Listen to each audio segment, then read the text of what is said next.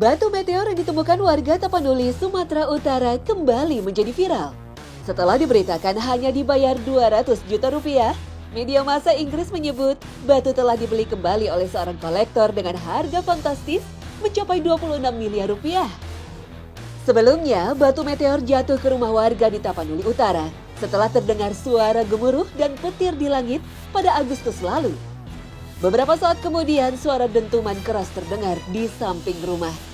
Setelah dicari, ditemukanlah batu misterius terbenam di tanah yang sempat melubangi atap rumah tersebut.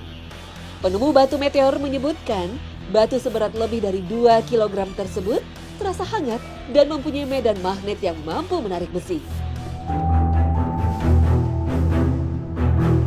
Tampaknya batu yang banyak diperbincangkan banyak orang di tanah air ini salah satu dari batu-batu meteorit yang sering kali kita lihat di malam hari seperti bintang jatuh atau hujan meteor. Informasi menakjubkan datang dari Al-Quran Al-Karim ketika menyebutkan fenomena hujan meteor dan bintang jatuh itu justru disebut sebagai bola api pelempar setan. Seperti yang disebutkan dalam surah Asy-Syafa'at ayat 6 hingga 10. Jika demikian, tanpa disadari, kita telah melihat tanda kekuasaan Allah SWT melalui para malaikat yang memburu para jin dan setan di langit. Dahulu sebelum diutus Nabi Muhammad SAW, jin dan setan dengan mudah naik ke langit dengan bebas untuk mencuri-curi dengar pembicaraan para malaikat. Perbincangan para malaikat tentang informasi perintah Allah SWT kepada mereka. Itulah informasi yang dicuri jin, lalu disampaikanlah informasi itu pada para dukun dan tukang ramal di bumi. Oleh karena itu, perdukunan pada masa sebelum Nabi Muhammad SAW sangatlah populer dan selalu mendapat tempat yang mulia di masyarakat. Namun, sejak Nabi Muhammad SAW diutus Allah sebagai Rasul hingga sekarang, para jin itu kaget karena mendapati langit telah dijaga ketat oleh barisan para malaikat. Setiap kali mereka mencoba melintasi langit, para malaikat melempari bola api sehingga membuat mereka banyak yang binasa. Hal ini diakui oleh para setan dan jin seperti yang difirmankan Allah SWT. Dan sesungguhnya kami dahulu dapat menduduki beberapa tempat di langit itu untuk mendengar-dengarkan berita-beritanya.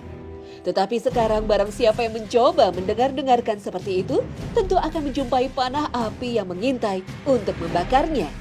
Dan sesungguhnya kami tidak mengetahui dengan adanya penjagaan itu, apakah keburukan yang dikehendaki bagi orang di bumi, ataukah Tuhan mereka menghendaki kebaikan bagi mereka.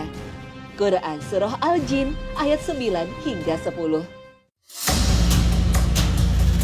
Lalu, apa yang diperbincangkan para malaikat dengan sesamanya di langit, sehingga menarik minat para jin dan setan, dan bagaimana pula cara jin dan setan mencuri dengar pembicaraan para malaikat di langit?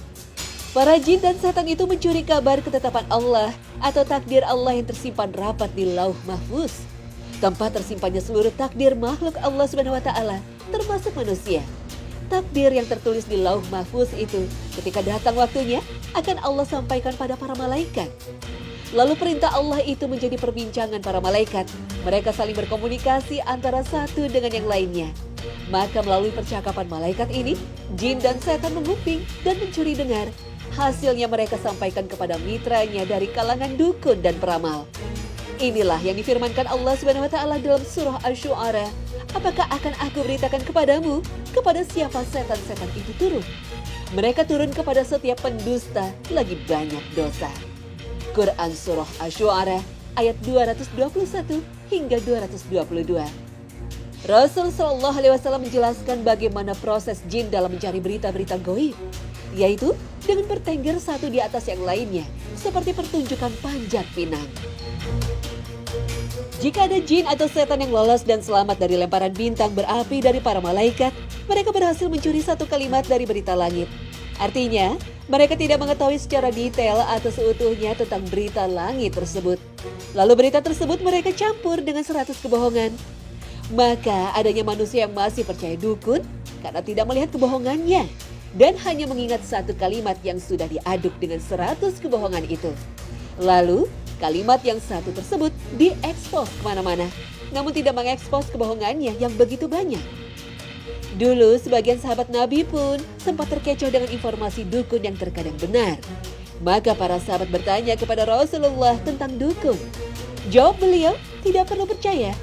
Lalu sahabat bertanya lagi, "Wahai Rasulullah, sesungguhnya mereka kadang-kadang memberitahu kita sesuatu yang benar terbukti." Rasulullah kembali menjawab, "Itu adalah sebuah kalimat yang benar yang dicuri oleh jin." Lalu ia bisikan ke telinga pembantunya, dukun. Kemudian ia campur dengan 100 kebohongan.